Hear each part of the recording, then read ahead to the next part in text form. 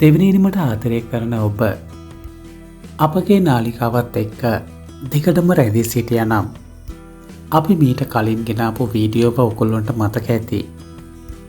අපි ඉතින් එකදි සඳහන් කළා කතාවේ ප්‍රධාන චරිත දෙකක් වෙන අනුවස් සමාධි මේ දෙන්නගේ සම්බන්ධයට ඉදිරියේදී සිද්ධ වෙන්නේ මොකක්ද කියන එක. ඇත්තටම ඉතින් අනුවස්ට බැරි වුණා සමාධිගේ හිතට දැනෙන විදිහට අනුවස්ගේ හිතේ තියෙන දේ මුලින්ම සමාධිට කියන්න සුදුසුම වෙලාව ආවේ නැහැ කියන එක අපිට හිතන්න පුළුවන්. හැබැයි ඉතින් අනුවස් කියන්නේ මොන වගේ චරිතයක්ද කියන එක කතාව මුල ඉඳන්ම බලපු අය දන්නවා.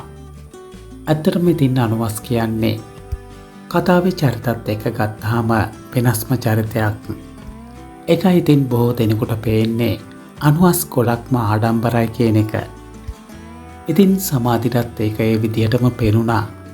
මොකද සමාධි බලාපොරොත්තු වුණු එක වෙලාවකවත් අනුවස්ගේ කටින් සමාධි කැමති දේ අහන්න ලැබුණේ නැහැ. නමුත් ඉතින් ඊළඟ එපිසෝඩ් එකේදී අපිට බලාගන්න පුළුවන් වේවි කතාවේ ප්‍රේක්ෂක වෙන ඔබ ගොඩක්ම බලාපොරොත්තු වුණු දෙයක්. ඒ තමයි අනුවස්ගේ සමාධිගේ එකතු වීම. මොකද ඊළඟ එපිසෝඩ් එකේදී අපිට බලාගන්න පුළුවන් සමාධිය ඇත්තටම දැනගන්නවා අනුවස් සමාධියට ආදරේ බව. ඒක ඉතින් සමාධියට අනුවස් ඔප්පු කරලම පෙන්නනවා.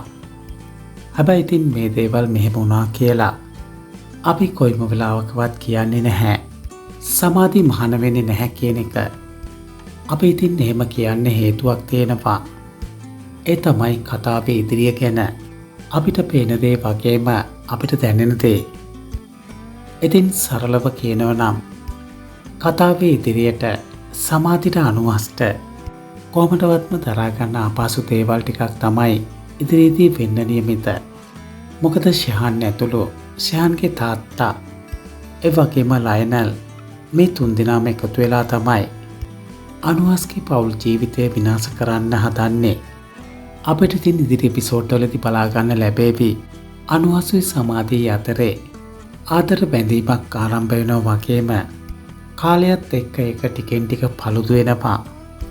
ඉතින් මේ හැම දෙයකටම වග කියන්න ඕනේ රණජීව සහ ශහාන් කිව්වත් අපි නිවැරදි.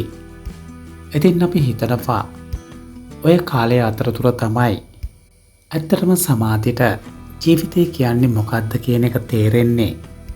කොහොම වෙතත් අපි අනුමාන කරන විදියට බොහෝ වෙලාවට සමාධි සමල්ක ගත්ත වගේම තීරණයක් ගන්න ඉඩ තියෙනවා. හැබැයි ඉතින් එහෙම දෙයක් නොවී බොහෝ ප්‍රේක්ෂකයන්ගේ කැමැත්තට ඉඩ දෙන්නත් ඉඩ තියෙනවා.